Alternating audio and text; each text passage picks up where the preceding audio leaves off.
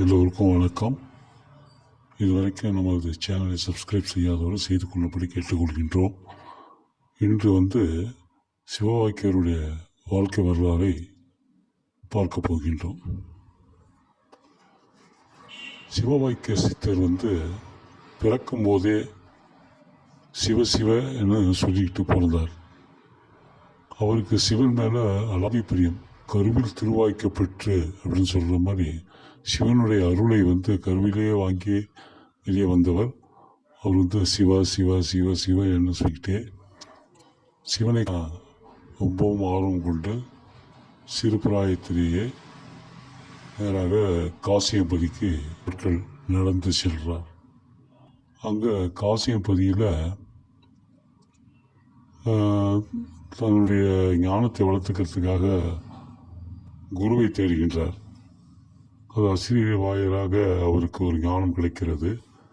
அந்த ஞானத்தின்படி காசி கரையின் அருகே ஒரு செருப்பு தைக்கும் தொழிலாளி அவரிடம் அவரை தனது குருவாக ஏற்றுக்கொண்டு தன்னை சீடனாக ஏற்றுக்கொண்டபடி கிடைக்கிறார்.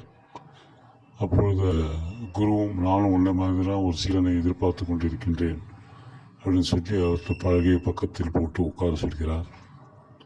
ஆனால் அவர் பிராணாயாம சக்தியெல்லாம் கொண்டவர், பெரிய ஞானி. அதை வெளியே காட்டிக் கொள்ளாமல் திருப்பி தைக்கும் தொழிலை செய்து கொண்டிருக்கிறார்.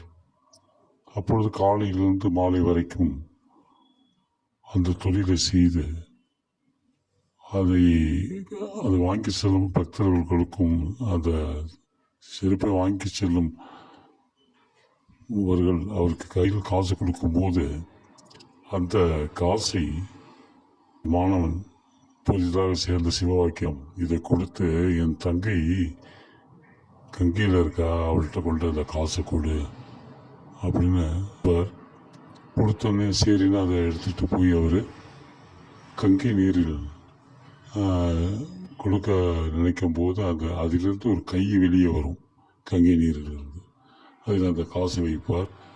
கையில் நிறைய வளையல் போட்டிருக்கோம். அந்த காசை வாங்கி கொண்டு அப்படியே உள்ளே சென்று விடும் அந்த கை, பெண்ணின் கை. உடனே அவருக்கு ஆச்சரியமாக இருக்கும், இது ஆண்டவனுடைய விளையாட்டு என்று. எனக்கு திரும்ப விடுவார். வந்தவுடன் தனது குருவிடம் சேர்த்து தன்னுடைய கடமைகளை செய்ய ஆரம்பித்து விடுவார். ஏன் என்று கேட்க மாட்டார்.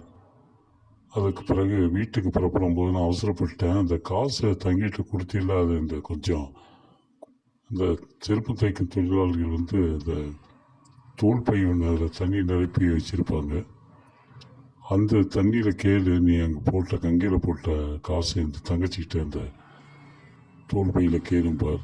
கேட்கும்போது அந்த கை அதே கை அங்கே காசை கொடுக்கும். ஒரு ஆச்சரியமாக இருந்தது.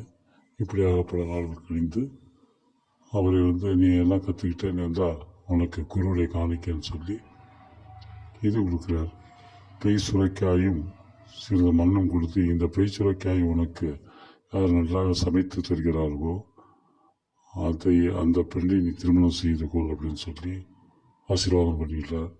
அதற்கு பிறகு அவர் புறப்பட்டு வரும்போது ஒரு குறவர் குடும்பத்தில் உள்ள ஒரு பெண்ணை திருமணம் முடித்து தர்ம வலிமையை கொண்டு ஏராளமான சித்துக்களை பல உன்னத காரியங்கள்லாம் செய்வார் என்பதை அடுத்தடுத்த எபிசோடுகளில் நம்ம பார்க்க இருக்கின்றோம். மறக்காமல் இந்த சேனலை சப்ஸ்கிரைப் செய்து கொள்ளவும். நன்றி, வணக்கம்.